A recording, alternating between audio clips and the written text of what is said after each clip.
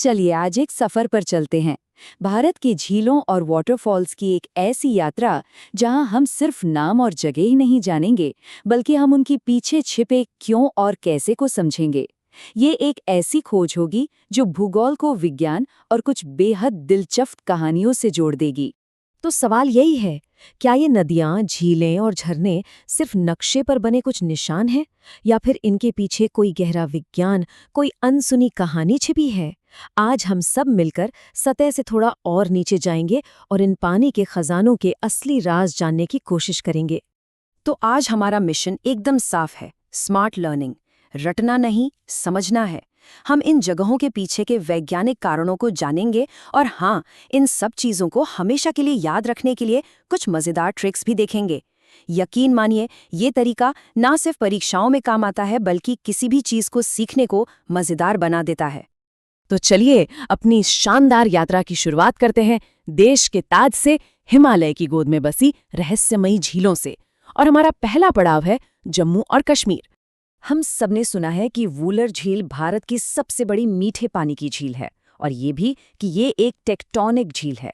पर इसका असल में मतलब क्या है? चलिए एकदम आसान भाषा में समझते हैं।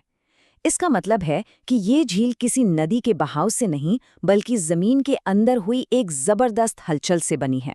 सोचकर देखिए, जब करोड़ों साल पहले हिमालय बन रहा था, तो जमीन का एक बहुत बड़ा हिस्सा नीचे की ओर धंस गया, और बस उसी विशाल गड्ढे में झेलम नदी का पानी भर गया और बन गई वूलर झील।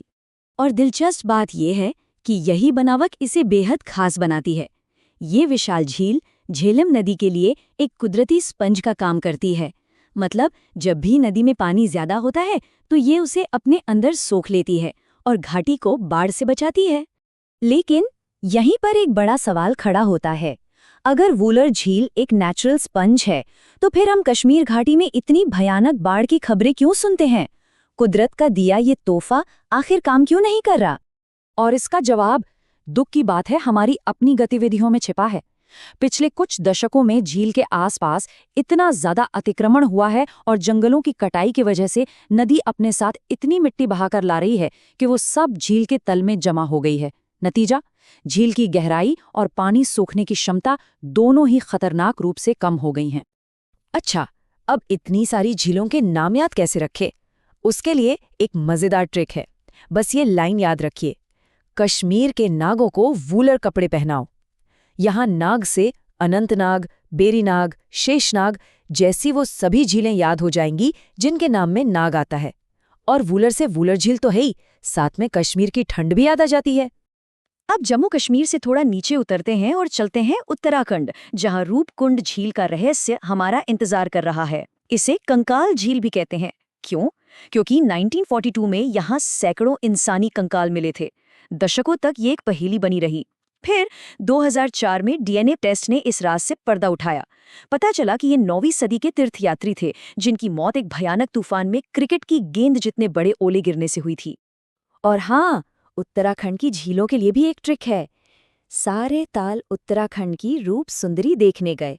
यहाँ ताल शब्द से नैनीताल, सात ताल, देवताल मतलब लगभग सारी झीलें याद हो जाएंगी।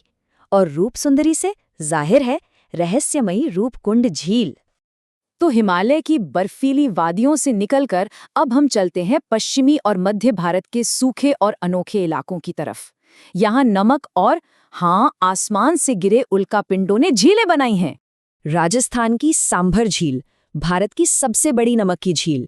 लेकिन कभी सोचा है, रेगिस्तान के बीच में इतना नमक आया कहाँ से? इसका जवाब एक साइंटिफिक टर्म में छिपा है, एंडोरिक बेसिन। आसान भाषा में समझे तो ये एक बड़े कटोरे जैसा इलाका है जिसमें नदियां पानी तो लाती हैं, पर उस पानी के बाहर जाने का कोई रास्ता नहीं होता। तो लाखों सालों से पानी तो भाप बन के उड़ता रहा, लेकिन नदियां जो नमक अपने साथ लाई थी वो वहीं जमा होता रहा। अब चलते हैं महाराष्ट्र, एक ऐसी झील देखने जो धरती की नहीं बल्कि आसमान की देन है। लोनार झील। कहते हैं कि इसे बनाने वाला उल्कापिंड करीब 20 लाख टन का था। सोचिए कितना बड़ा रहा होगा। हुआ ये कि करीब 50,000 साल पहले ये विशाल उल्कापिंड यहाँ की बसॉल्ट चट्टानों से टकराया।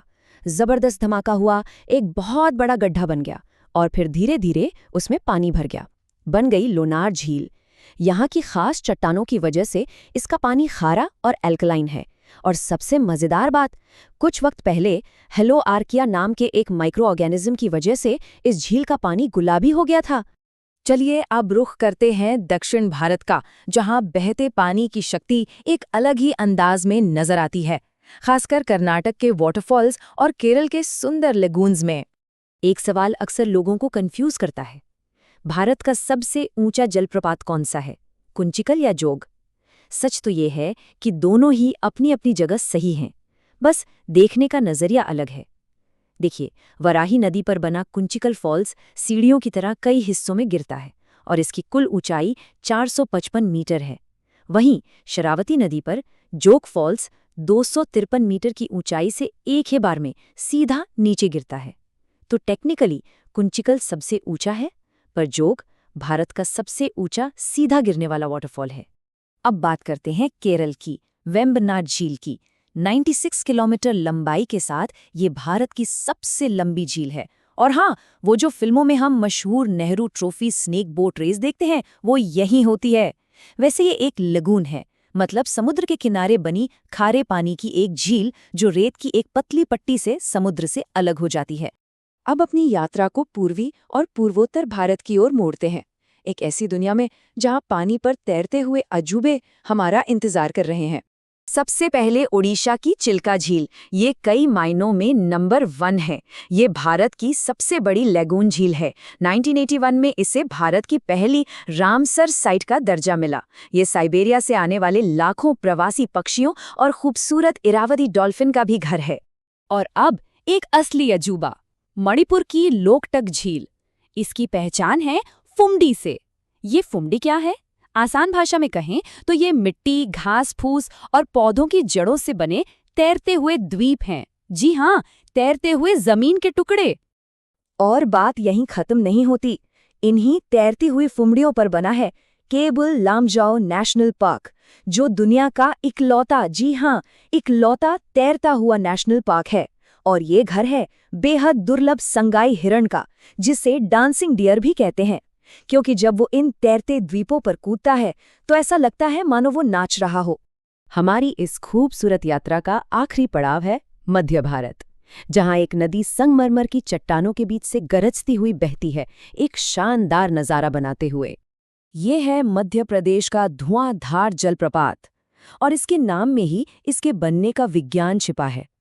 होता यह है कि जब नर्मदा नदी का पानी पूरे जोर से संगमरमर की चट्टानों पर गिरता है तो पानी की ताकत और रफ्तार, यानी काइनेटिक एनर्जी, इतनी ज्यादा होती है कि पानी की बूंदें टूटकर एक बारीक धुंध में बदल जाती हैं।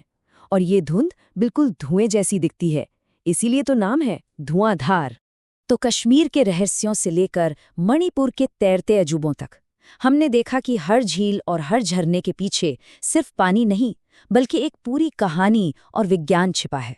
तो अगली बार हम जब भी किसी ऐसी खूबसूरत जगह पर जाएं, तो एक पल रुककर जरूर सोचें कि हमारे आसपास ऐसे और कितने राज हैं जो सिर्फ एक लोकेशन नहीं, बल्कि एक जीती जागती वैज्ञानिक कहानी के तौर पर समझे जाने का इंतजार कर रहे हैं।